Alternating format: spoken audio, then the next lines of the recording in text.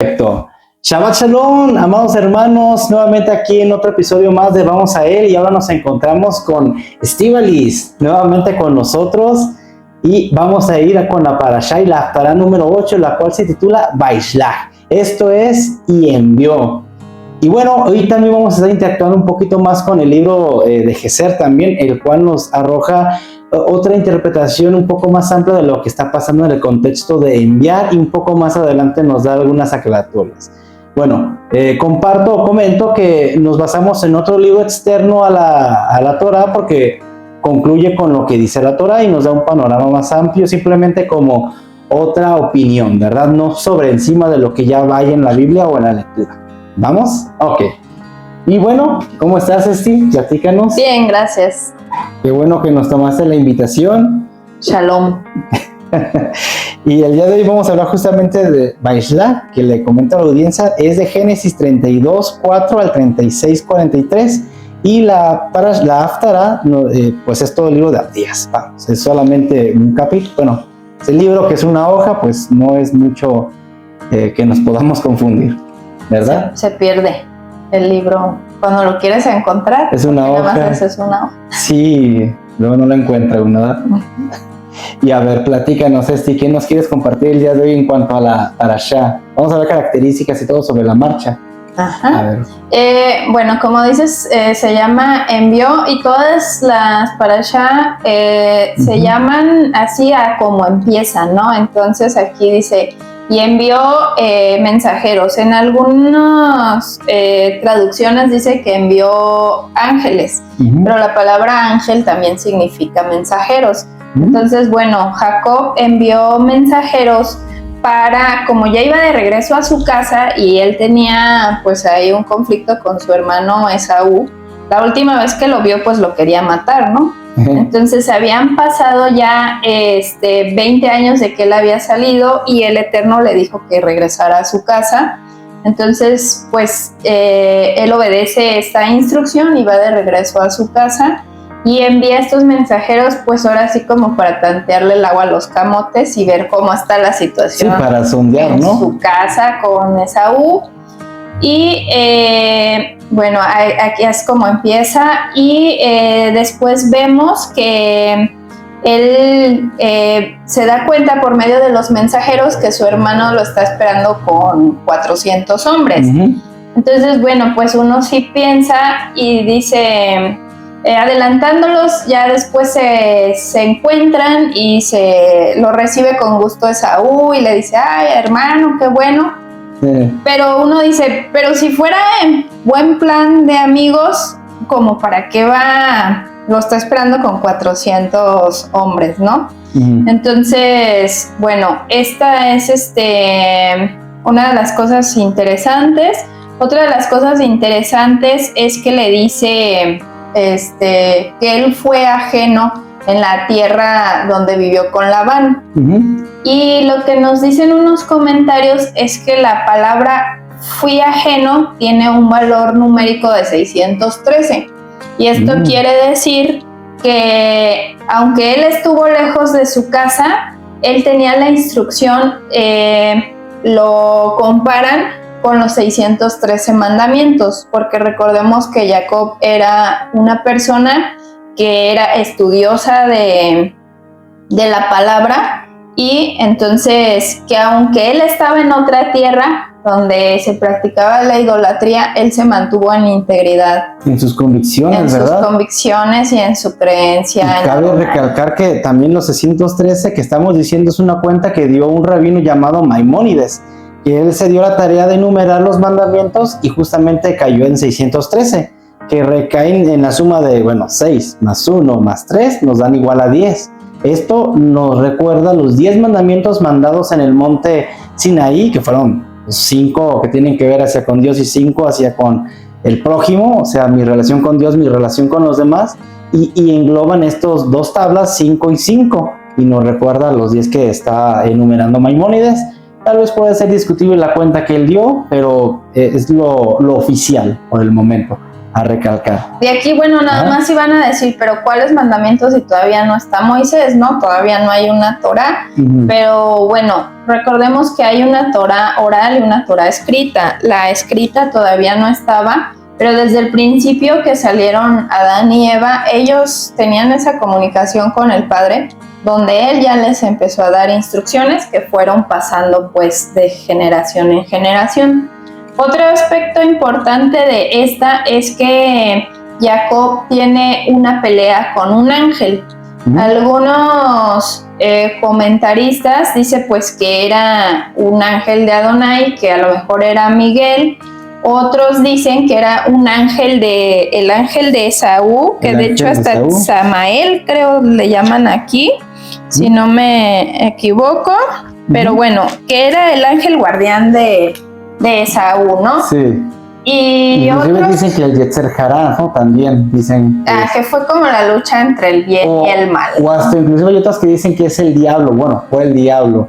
Pero bueno, y antes de abundar en lo de la lucha que tiene contra el ángel de Jehová y aclararlo un poquito más, nada más quiero recalcar que en el libro de Geser, en capítulo 31, 32 y 33, nos narra esta historia del encuentro de Saúl y lo que viene un poco más adelante, compaginando a la Torah, nos narra que ahí hay otro, ahora sí que hay otro Beislach, que dice que cuando Jacob ora al Padre, entonces dice que el Padre escuchó su oración y el Padre envía ángeles, y hay versiones que dice envía ejércitos, que dice que Esaú cuando divide a los grupos en grupos, nos imaginamos de 100, dice que 4 grupos se topaban contra los ángeles. Inclusive en ese comentario nos encontramos que dice que envía a Miguel, Gabriel y Rafael a hacerle frente a Esaú, y no hay necesidad de pelear, sino que por eso cuando dice nos rendimos, somos siervos de Jacob, se enoja, manda al otro escuadrón y al otro, hasta que se ve imposibilitado de decir no, pues no puedo destruirlo. Y entonces va, y aquí vemos en la historia de que dice, ¿para qué me enviaste toda esa muchedumbre, toda esa gente? Dice aquí en la porción de la Torah. Dice toda esta procesión que... Sí, pero no, el libro de Geser nos da la comparativa de que en esta otra interpretación cabe mencionar que puede que se haya encontrado con este ejército de los ángeles y también haya por eso cambiado la actitud, porque es la actitud de que también el libro nos narra de que cuando Labán tiene el encuentro con Jacob, que lo alcanza y le dice, hey, mis ídolos, hey, no te fuiste sin decir adiós y esto y aquello, va Labán de salir con Jacob y va directamente con Esaú y le calienta la cabeza y le dice, mira, que yo tan bueno que he sido con tu hermano Jacob y él cómo me paga con esta misma moneda, mira, él ha sido malo conmigo, él fue pobre y por mí tiene lo que tiene y así. Y entonces Esaú se enoja y dice, sí, mi hermano es así, y no, sí, se acordó del juramento y por eso dice que va y quiere matarlo.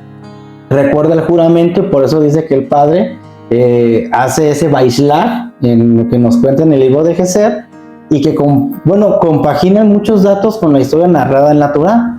Lo podemos tomar como un dato complementario a entender por qué es que cuando viene ese encuentro y se abrazan tan eufóricamente, de verdad estaba Esaú en una condición diferente que como la última vez que lo vio, que pues eran con chispas de fuego y con amenazas de muerte, ¿verdad?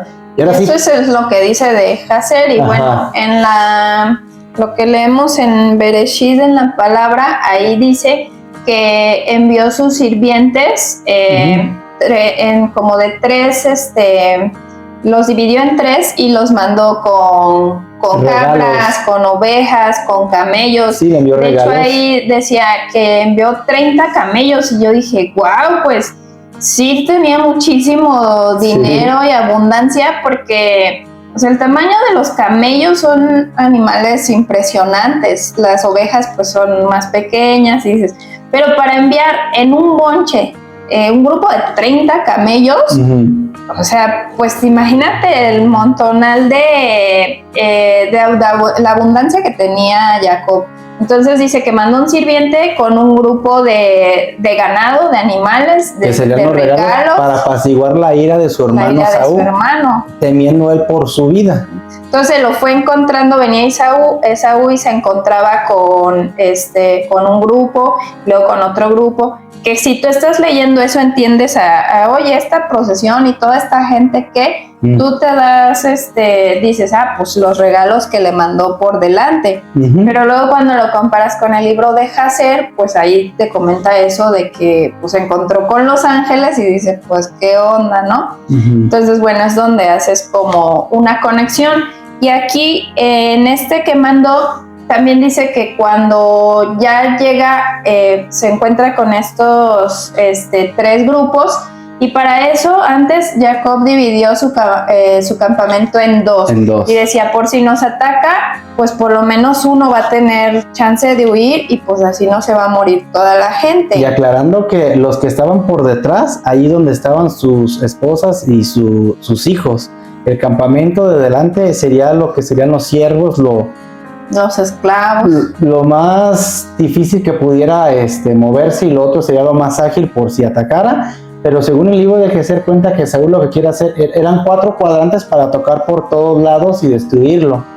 Por eso, bueno, Jacob pensó en una estrategia de defensa más que de ataque, pensando, yo no quiero enfrentar a mi hermano y no quiero causar esta aflicción a mi padre. Entonces, también podemos encontrar que rescatamos la enseñanza de la presencia de cómo siempre fue Jacob una persona que no le gustaba luchar y contender, sino como alguien que sabía de la Torá, siempre buscó la reconciliación. Y lo hacía como, sus armas, ¿cuáles eran? Los regalos. Ajá, por ejemplo. Y bueno, y la oración. La oración, sí, claro. Estaba en la oración pidiendo la ayuda, el sustento del padre. Y aquí dice que al final, cuando él estaba después de estos 3 grupos de regalos, con sus esposas y sus hijos, y una cosa importante que menciona es que dice, y entonces iba Lea y sus hijos, y las concubinas y sus hijos, pero cuando llega Raquel dice, y José o Yosef y Raquel.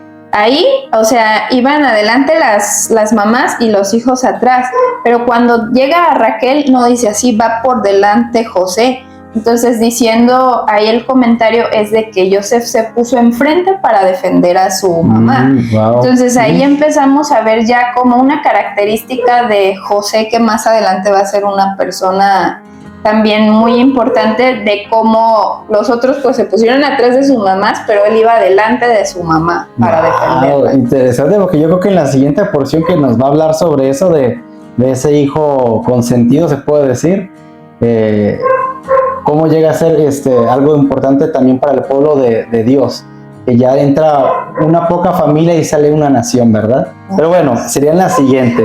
Y aquí en esta, ya cuando nos narra la historia que nos viene en Génesis 32, cuando 32, sí, por ejemplo en la PDT dice, entonces hoy en día el pueblo de Israel no se come el tendón que está en la unión de la cadera, porque Jacob fue golpeado de esa parte, y nos está refiriendo a la lucha que tiene Jacob con el ángel de Jehová, que bien nos está narrando que el ángel de Jehová, que aquí lo conocemos así, también se conoce como que pudo haber sido el ángel de Saúl, pudo haber sido el Yetzer Hará, el demonio, y no sé qué más interpretación hay al respecto, pero que Yeshua dice, ¿verdad? Que Yeshua mismo. Pues Yeshua. Y esa es mi postura.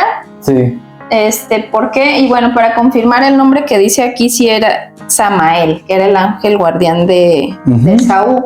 Mi postura es que sí tuvo un encuentro, porque si es el Hasatán, un enemigo, no lo va a bendecir, porque el adversario hace todo lo contrario, maldecirte. Entonces, ¿cómo le va a estar pidiendo bendición de algo malo? ¿No? Ya sea el diablo, el Yetzer Hará o el espíritu de Saúl, cualquier cosa tendería a maldecirte, a la maldad, no a bendecirte. Y mi otra parte por la que mi postura es que el encuentro fue con Yeshua, que es el ángel de Jehová, es porque aquí dice, le llamó Peniel, que es que cara a cara vi a Elohim, y más adelante dice, porque vi el rostro de Dios y no morí, ¿no? Entonces, ¿quién es el rostro de Dios? Yeshua es la imagen visible del Dios invisible. Claro. Entonces, en otro tipo de ángeles no vas a ver el rostro de Dios, porque la imagen invisible es Yeshua, y por eso es mi postura que yo voy de que su encuentro Claro. fue con él. Inclusive más adelante en textos, si le lees poquito más abajo, nos narra que confirma el mismo Dios que se le aparece en sueños y le cambia el nombre. Y dice, ya no serás más Jacob, sino te llamarás Israel. Y me explico, e Israel, ¿qué quiere decir? Y aquí vamos a entrar un poco más en materia, porque Israel significa el que pelea con Dios. Pero aquí vamos a aclarar por qué el que pelea. Se ha entendido la interpretación de que el que pelea contra Dios, como las versiones normalmente la tenemos, ¿verdad? Como en la PDT dice el que pelea o el que lucha contra Dios. Pero el que pelea con Dios no es de que te agarro o te forcejeo así, sino que el que pelea con Dios quiere decir también, y eso es lo que es más válido, van juntos y pelean, vamos espalda a espalda, pelea con Dios. Por eso también se entiende que Israel significa el que vence. Y además en el cambio de nombre, ya para enfrentar pues a su hermano Esaú, no tendría que tener el mismo nombre con el que tomó o usurpó una identidad.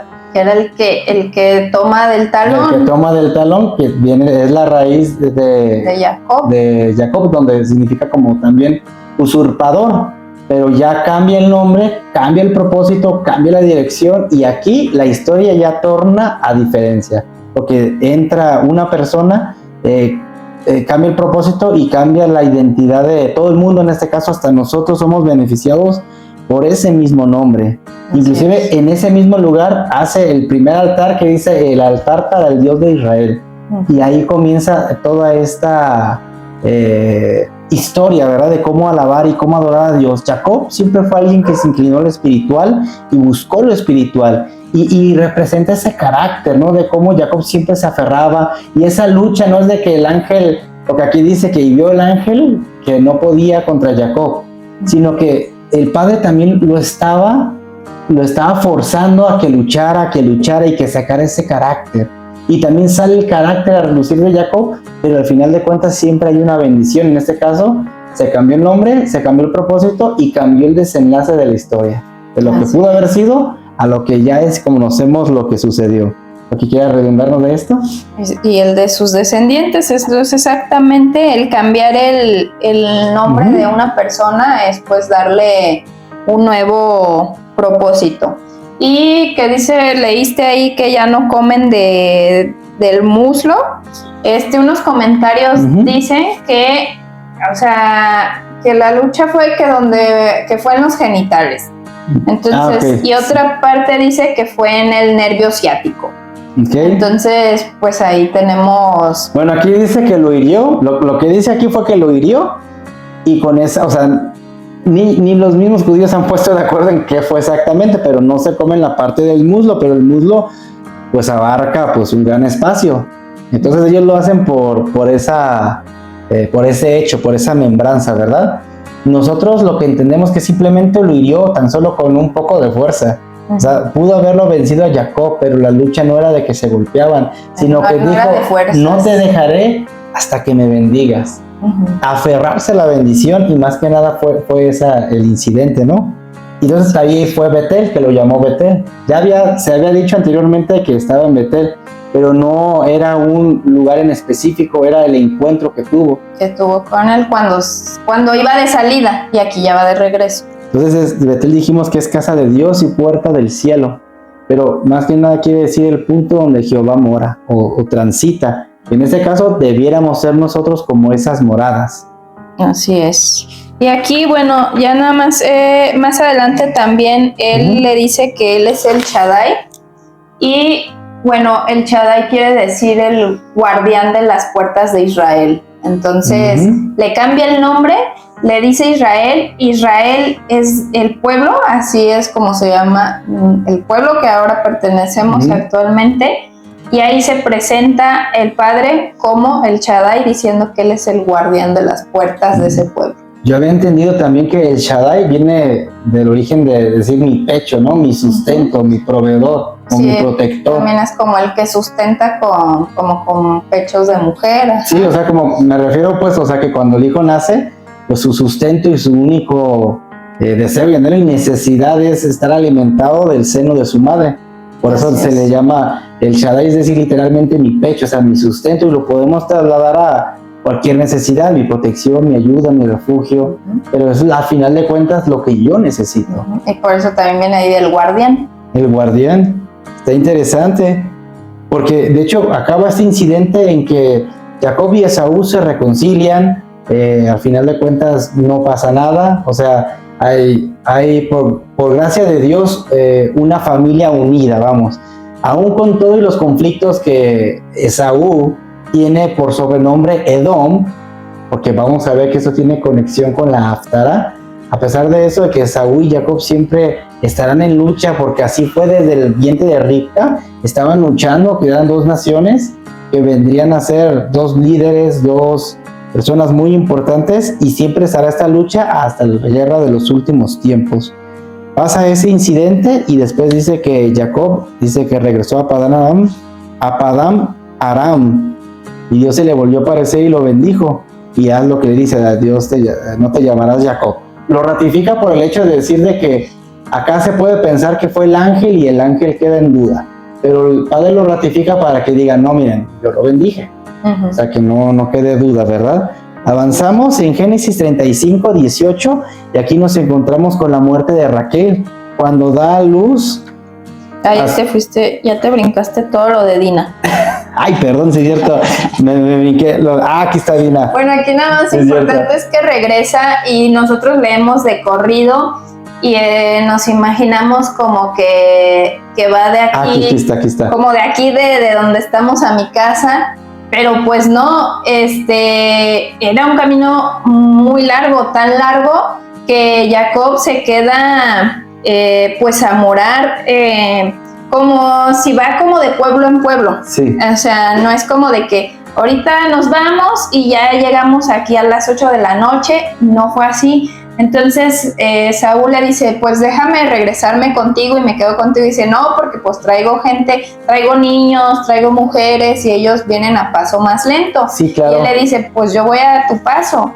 Y le dijo, no, así está bien, igual tú regrésate, ya yo me regreso después. Entonces, o sea, tan es de que el camino era largo que se desarrolla otra historia, porque no era que estaban a unas horas. No, o sea, creo que ¿cuánto medía el recorrido? No sé, algunos dicen que hasta 10 años se pudo haber llevado en el camino, pero bueno, yo creo que por lo menos meses, sí, porque, o sea, se queda ahí, hacen su, pues como que llega a rentar ahí, ¿no? Por decir algo. Pero dice que cuando llega a Siquem, en este caso que pasa lo de Dina, compra la tierra por 100 monedas. Se la compró para quedarse a vivir ahí. A Hamor, el rey de Siquem, que Siquem justamente es su hijo. Y aquí el nombre de la ciudad es el del príncipe. Es el príncipe, el del hijo, y bueno, pues es tierra de Canaán a final de cuentas. Es una tierra que pues es perversa, o sea, la gente que mora es perversa. Si me explico, no es la tierra. ¿Me explico? Entonces, ¿qué es lo que estaba pasando ahí? Pues lo mismo, la maldad siempre acrecenta, se sube, y las cosas van subiendo de violencia, de tono, y en esto recayó en Dina, que Dina resulta siendo la hija menor de Jacob, y la única hija para variar. Pues resulta hija de Lea. Sí, la hija de Lea dice que va a las fiestas del pueblo, ahí va a unas fiestas.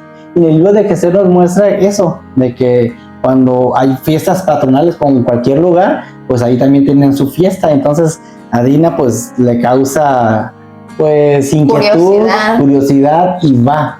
Entonces vemos en la historia que ella va, y al final de cuentas va Siquem y dice que la toma por la fuerza y la viola, y le causó mucho dolor, mucha aflicción, porque luego hay versiones que como que te la quieren camuflajear, pero al final de cuentas es de que abusa sexualmente de ella. ¿Y qué pasó? Le dicen a Jacob, pero Jacob no sabe cómo reaccionar, tanto que espera a sus hijos para contarles el hecho, y cuando ellos se enteran dicen, no es posible, y van y quieren tomar venganza, pero saben que es todo un pueblo, una nación, y no pueden con ellas. Entonces empiezan a pensar algo y más inteligente, y es cuando engañan al rey Hamor. Simeón y Leví, para esto el plan fue de Simeón y de Leví, Sí, hijos de Lea también, porque pues era su hermana directa de ellos. Y ellos van, lo engañan al rey y pues a toda la nación, diciéndole, pues como el rey le dijo, no, pues pon un precio muy alto y no importa, si es dinero yo traigo, me sobra, y esto y aquello y lo pago. ¿Por qué? Porque dice que se enamoró Siquem de Dina, pero ese amor no es un amor como un amor loco, porque alguien a quien amas pues no lo vas a violar, ¿no? Y a secuestrar, porque para esto no la violó y la dejó ahí, bueno, ahí ya se devolvió a su casa, o sea, no, ella estaba secuestrada ahí en el palacio, pues donde vivían ellos. En el cuarto de Siquem, inclusive, en donde vivía Siquem. Entonces sus hermanos tienen que, o sea, no nada más iban a vengar la deshonra de su hermana, sino a rescatar a su hermana, porque ella estaba secuestrada. Estaba presa, entonces ellos tienen que hacer algo, y aunque para muchos es discutible la manera en que ellos accionaron, al final de cuentas, o sea, ellos hicieron justicia por su propia mano.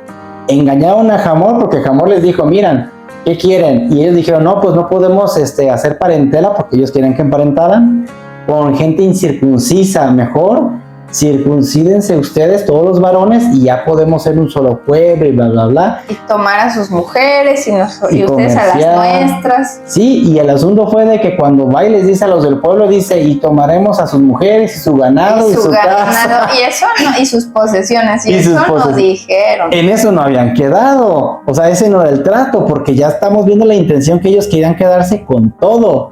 No era la intención de que, sí, vamos a emparentar, no, vamos a tomar posesión de todo lo que tienen, porque sabían que era una familia rica, si bien lo estábamos viendo la abundancia que tenía Jacob, y que siempre el padre lo prosperaba, o sea, a donde fuera, y aunque le cerraran pozos, el padre lo seguía prosperando y bendiciendo, y la gente se da cuenta de eso. Claro. Entonces envidia eso que tiene. Sí, y aquí no nada más fue envidia, sino fue, me voy a poseer de lo suyo. Y bueno, el asunto fue de que cuando los hombres se circuncidan justamente al tercer día de dolor, es cuando más punzadas le daban a los hombres. Cuando hay mayor, bueno, aquí voy a agregar, cuando hay un evento quirúrgico, el tercer día es el día de mayor inflamación. Entonces, por eso tiene una explicación. Entonces tú hoy te sacan una muela, estás inflamado, mañana más, y el tercer día es el pico de inflamación. Entonces, en este caso, tomando en cuenta, por eso dice el tercer día, porque era el pico de inflamación. Órale, y ella es doctora, así que hagámosle caso, hay que creerle. Sí, entonces esperaron el punto más alto de dolor, ¿para qué? Para levantarse en armas, y arrasaron con todo, y mataron a filo de espada a Hamor y a Siquem, y pudieron tomar, y ahí dice que estaba justamente en el cuarto de Siquem, ahí estaban en su casa. Y por eso dice que ella tenía como 12 años. Entonces, o sea, no es una muchacha, puede ser que era una niña. Era una niña, dice que era una doncella, ¿no? Según Fabio Josejo, dice que de 8 a 12 años. Según Wikipedia, que 6 años. Pero al final de cuentas era una persona entre más menor. Le bajamos, pues va peor, ¿no? La cosa. O sea, que era un pedófilo el o sea, muchacho. Es violación, pedofilia, o sea, eso es secuestro, es un crimen total. Entonces uno sí dice, ay, qué bárbaros, porque mataron a Siquem, a su papá, y luego dice que a todos los demás del pueblo, que porque los del pueblo no contradijeron a Siquem, o sea, sino que estaban ellos como de cómplices, en complicidad. Entonces, lo apoyaban, entonces pues por eso mataron a todos, y uno dice, ay, qué bárbaros, ¿no? Pero si lo piensas ahora y dices, o sea, si se llevan a mi hijo de mi hija y la secuestran, la violan, o sea, la verdad es que uno también pensaría en hacer atrocidades, o sea. Sí, y aquí es justamente este punto que estábamos hablando, es cuando Jacob se molesta con Simeón y Leví por el hecho que hicieron, porque se fueron con las posesiones de lo que había en Siquem, tomaron lo mejor como para, pues en consecuencia de lo que habían hecho de deshonrar a su hija. Entonces tomaron lo mejor y se lo trajeron. Entonces Jacob dice, ¿qué es lo que han hecho? Me van a querer matar los demás pueblos por lo que han hecho. y se preocupa por ese hecho, pero no dijo nada, porque cuando le contestan Leví y Simeón, bueno, pero él tampoco debe haber tomado a nuestra hija y tratarla como una prostituta, como una ramera. pero ahí la palabra es en presente continuo, o sea, seguir tratándola, porque Siquem la quería seguir tratando igual, no iba a cambiar nada, y decíamos que ese amor no era un amor como de que te amo, sino que se obsesionó y era un amor enfermizo. ¿Me explico? Y el contexto nos lo dice todo, o sea, esa situación, ¿qué me puedes platicar? Sí, exactamente, que quería seguirla tratando, y bueno, aquí Jacob ya no dice nada porque pues sí, o sea, no iba a permitir que la siguieran tratando de esa forma, pero pues también ahora él piensa en el resto de su familia, ¿no? Que ahora están en peligro porque si vienen por ellos, pues ahora están en riesgo de que los maten a ellos. Entonces dice, pues ahora tenemos que huir, y ahí se termina la historia. Bueno, de bien así, pero ¿qué pasa? El padre ya sabía que Jacob no lucha con sus fuerzas, sino como pelea con Dios. ¿Qué pasó? Hizo el padre que los pueblos de alrededor les tuvieran mucho miedo. Bueno, yo decía mucho miedo. Sí, se cayó un terror inmenso, algo así, sobre los pueblos, y entonces pues no quisieron hacer nada contra ellos, porque así fue. Entonces Jacob no estaba de acuerdo y no quería que siguieran maltratando a Dina, pero a lo mejor en su mente era de que no tomar la justicia por nuestras propias manos, sino esperar en que el padre pudo haber hecho eso mismo. No sé, a lo mejor él no sabía exactamente qué iba a hacer el padre, pero sabía que podía hacer, que tenía el poder de hacer lo que él quisiera, y él haría justicia. Y bueno, aquí pues es esa donde tenemos siempre, ¿no? O el Yetzer Hará y tomar la justicia por nuestras propias manos, o confiar en el Padre de que Él es un Dios justo y hará justicia a su tiempo. En efecto, y de hecho poco más adelante va concluyendo la Haftará diciendo que ahora sí, Raquel muere, da a luz a su hijo Benjamín, que lo llamó Benoni, pero como significa el hijo de mi dolor, pues no lo quiso marcar Jacob con esa historia, sino le cambió el nombre a Benjamín. Y así murió Raquel, sí dije Raquel, ¿verdad? Sí, Raquel. Y bueno, y dice que ellos siguieron camino a Éfrata y que es el mismo Belén, ¿sí? Entonces ya también nos habla de otro hecho, de que el otro hijo Rubén va y pues tiene relaciones con la hija, con la concubina así de Jacob, que es Bilha.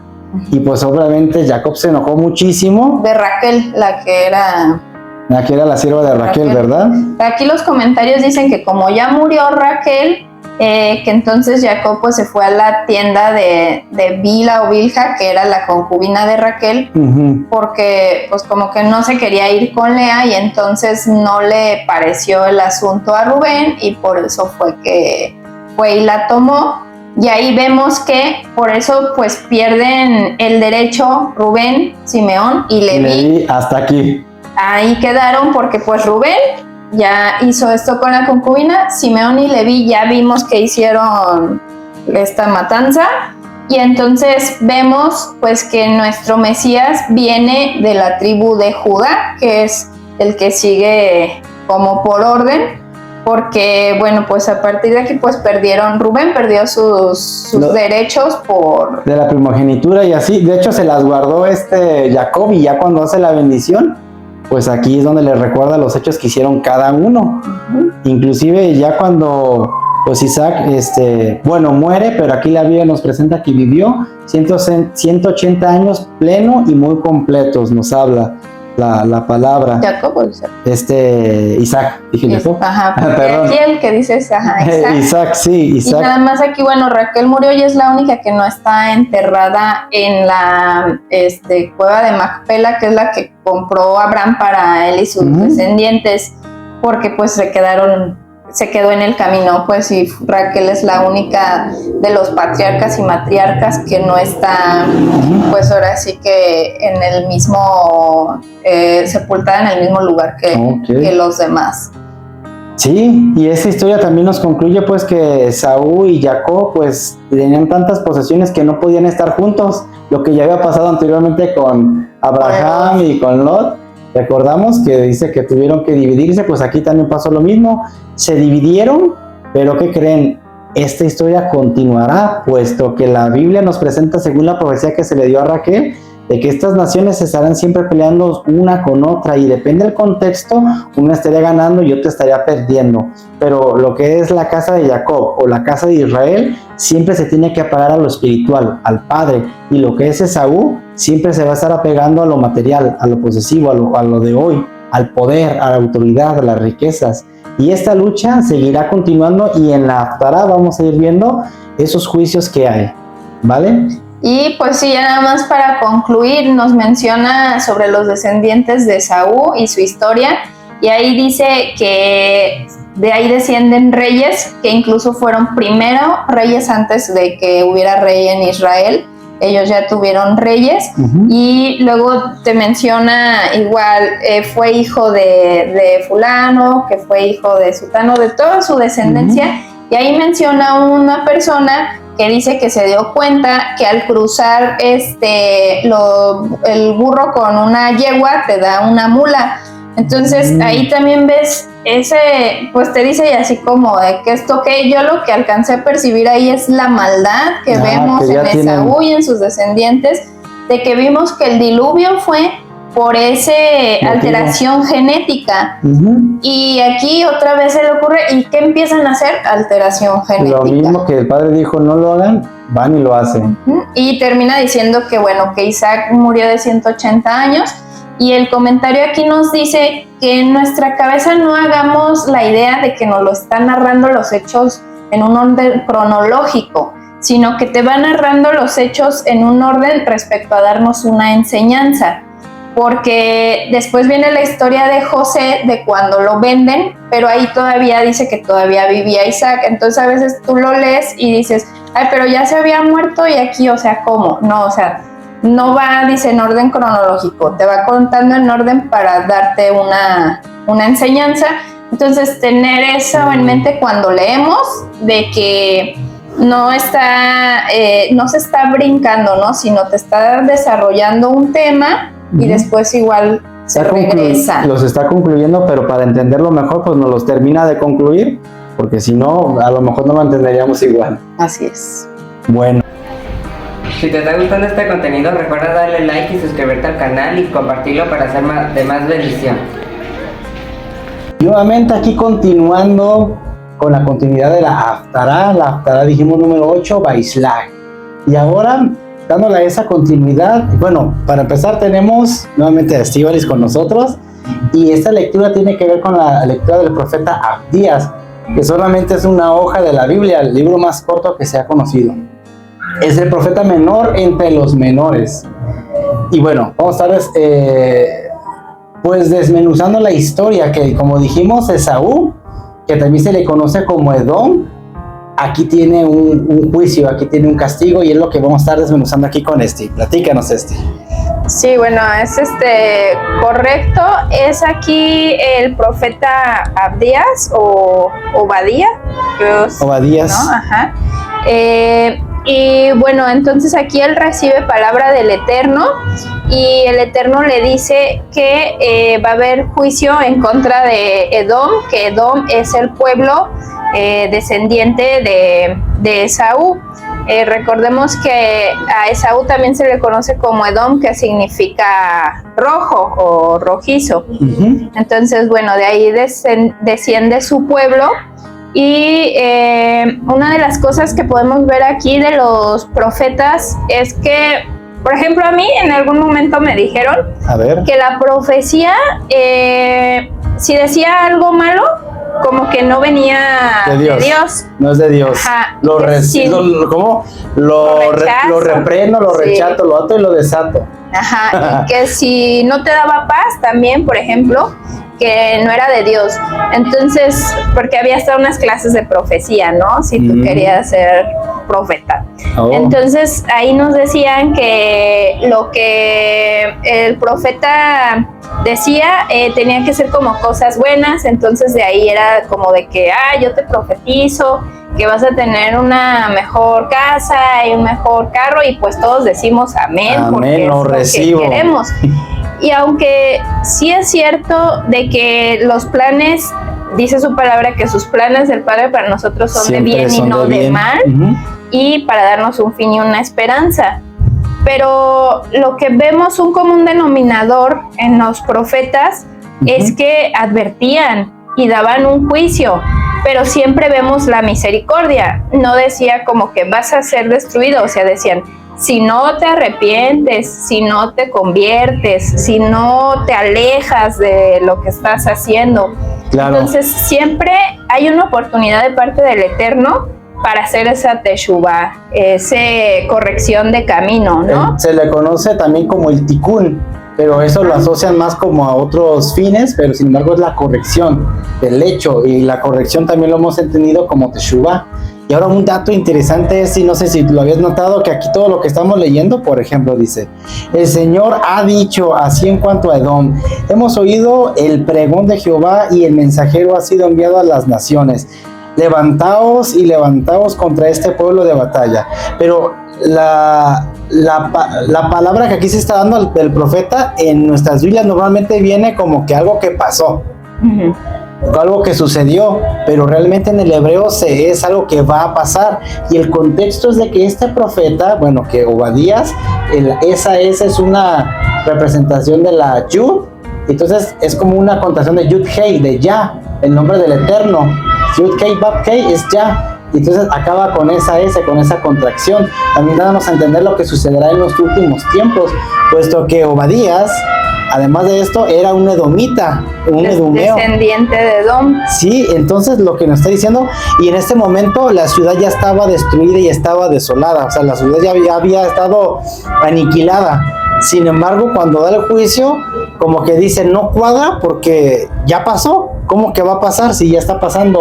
Y no les cuadraba a esa gente, por eso le pusieron como que pasado, pero en realidad se refiere al futuro, porque nos está marcando que va a ser la próxima guerra que se conoce como el Armagedón, la guerra entre Gog y la guerra entre Magog. A ver, ahora sí platícanos más acerca de esto. Entonces, como dices aquí, Abdías es descendiente de Edom. Entonces, algo que yo rescato de aquí o que me queda a mí es que una vez un amigo o una persona me dijo que el Eterno es un Dios injusto, porque solo tiene privilegios o tiene cuidado, por ejemplo, me decía, por los judíos, ¿no? Dice, y a los musulmanes, o sea, como que les manda muerte y maldición, entonces no es un Dios justo. Y en esta parte de aquí, a mí me llamó mucho la atención, porque Abdías está haciendo un juicio en contra de sus ascendientes, o sea, él venía de ahí, mas sin embargo, él decidió formar parte del pueblo de Israel y decir que tu Dios será mi Dios y seguir los caminos del Eterno y la Torá. Entonces aquí vemos que el Padre no es un Dios injusto, sino que permite que todo aquel que decida ser parte del pueblo pueda hacerlo, viendo así que tenemos a Ruth, a Rahab, a todos estos que fueron extranjeros, pero que quisieron formar parte de Israel y pudieron serlo. Entonces, aunque el juicio viene para aquellas naciones que están en contra de Israel, que como lo hemos venido viendo hasta ahorita, el que bendiga a Israel será bendecido y el que lo maldiga será maldecido. Pero el que quiera formar parte de Israel puede serlo. Entonces vemos aquí un Dios justo y un Dios misericordioso. Correcto. Que permite la entrada a su pueblo a cualquiera que quiera formar parte de este pueblo. Entonces, bueno, estás hablando aquí que decías de la guerra que viene en un futuro que no ha sucedido. Y bueno, aquí le está diciendo a Edom, y los comentarios dicen que uno de los descendientes más cercanos en ese momento de Edom era Roma, y sabemos cómo estaba el pueblo pues sometido por el imperio romano, ¿no?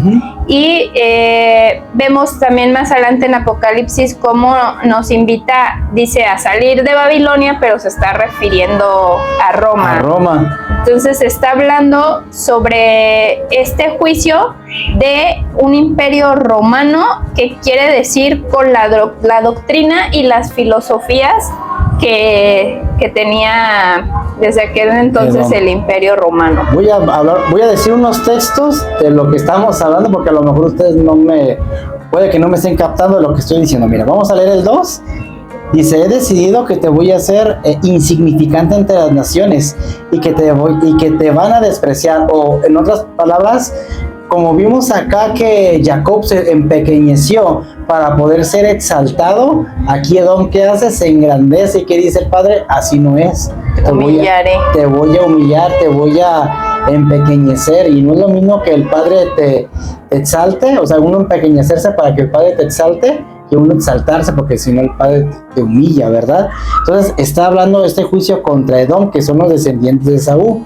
Vamos, dice: tu arrogancia te ha perjudicado, tú que habitas en las cuevas de las montañas, y tu hogar queda en la cima,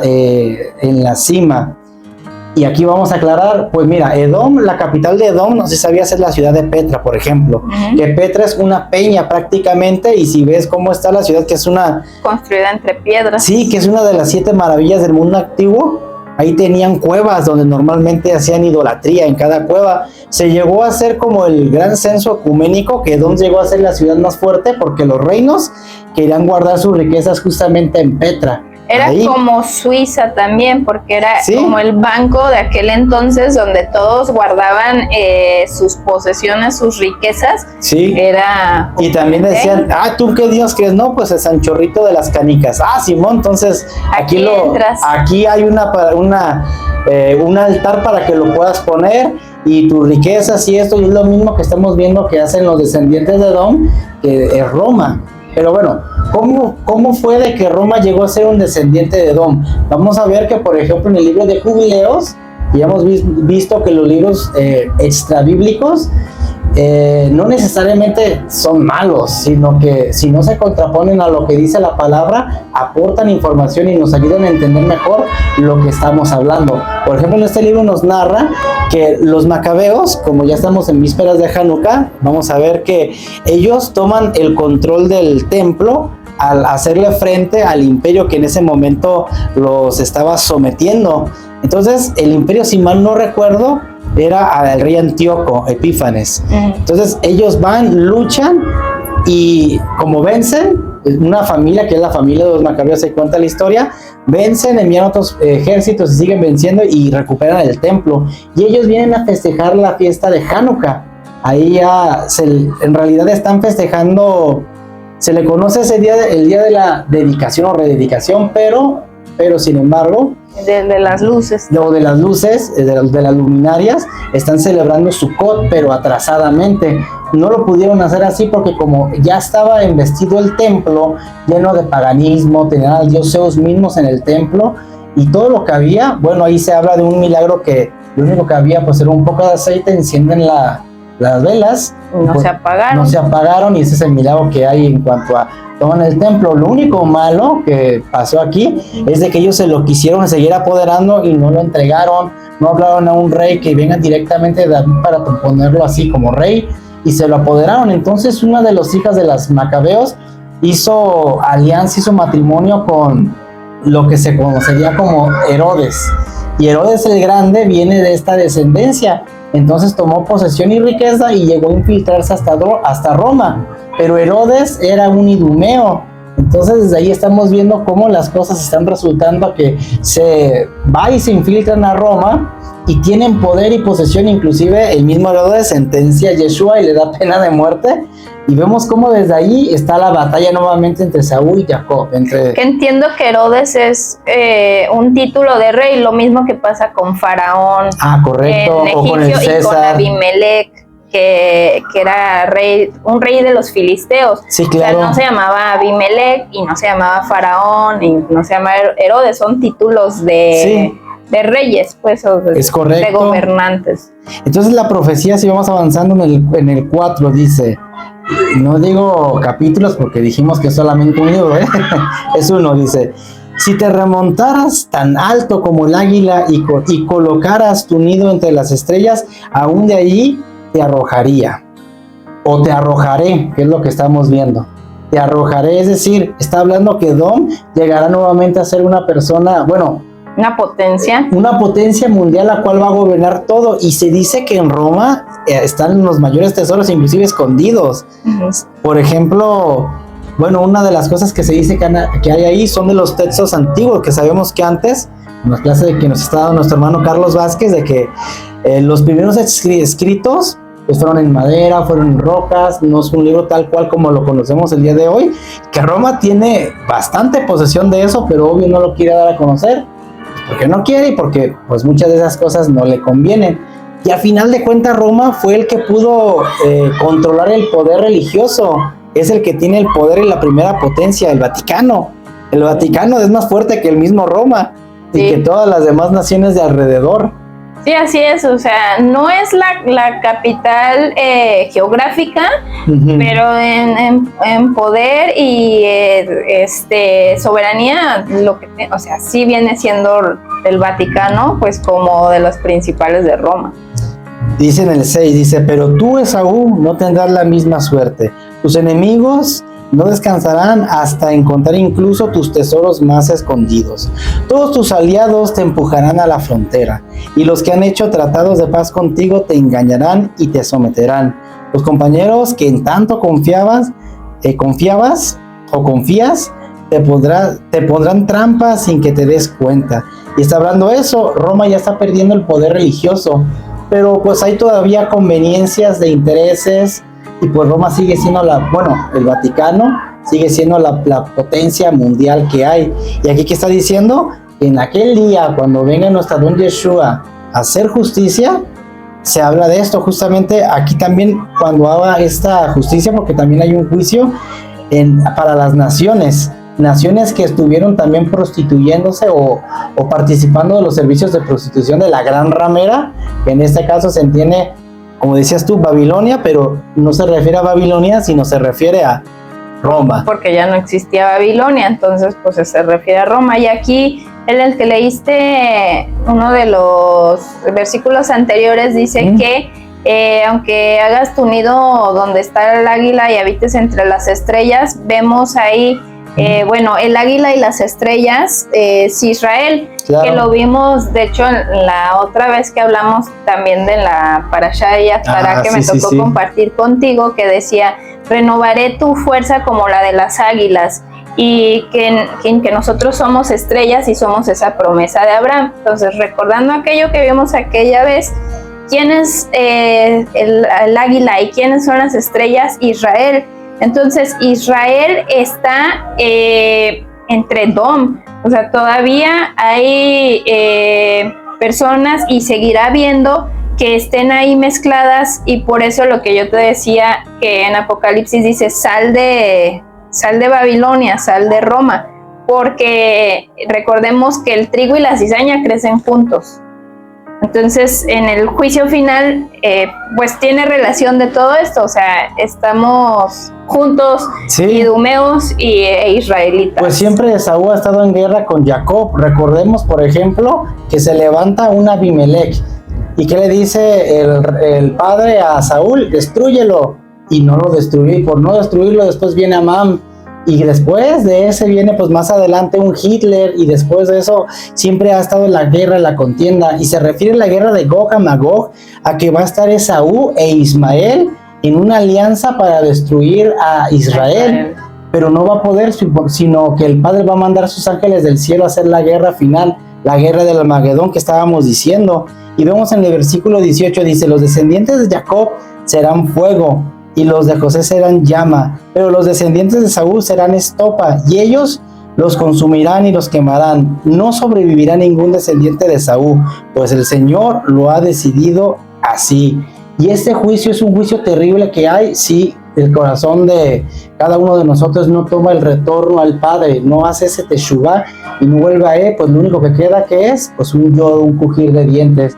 Y esta profecía nos da a entender que si un idumeo, en este caso Abdías, pudo convertirse y habló en contra, una palabra que iría en contra de su mismo pueblo, también nosotros tenemos la oportunidad de sacarnos de nosotros todo lo que tiene ese aspecto romano, porque la Biblia es una Biblia que se hizo un compendio que es una idea grecorromana, lo cual son las ideas y las ideologías de Roma, la doctrina, el pensamiento, y eso es lo que nos puede destruir, porque un poco de levadura leuda toda la masa, de tal manera que el Padre nos da el tiempo suficiente para arrepentirnos y volver a Él.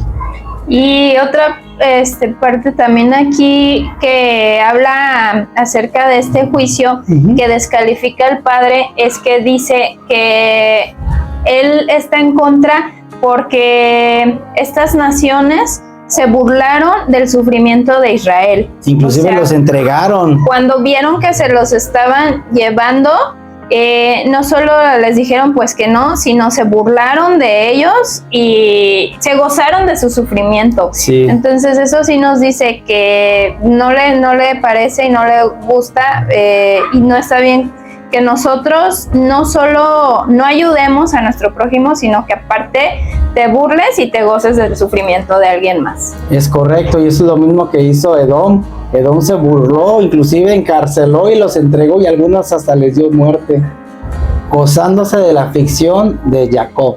En ese caso, ahora sabemos por el cambio de nombre que es Israel. Y bueno, esta guerra siempre va a estar en nosotros. La vida de Jacob siempre es inclinación al bien, inclinación al mal, y decidir qué es lo que sale de nosotros. Esa inclinación de Edom que tiene hacia el mal, o esa inclinación de Israel de siempre apegarse a un Padre eterno que es el que nos va a sujetar y nos va a proveer. A la voluntad del Eterno. Amén. Pues espero que les haya sido de mucha bendición. No olviden compartir, dar like, y si te ha sido de bendición, también suscríbete. ¿Va? Gracias. Hasta luego. Shalom.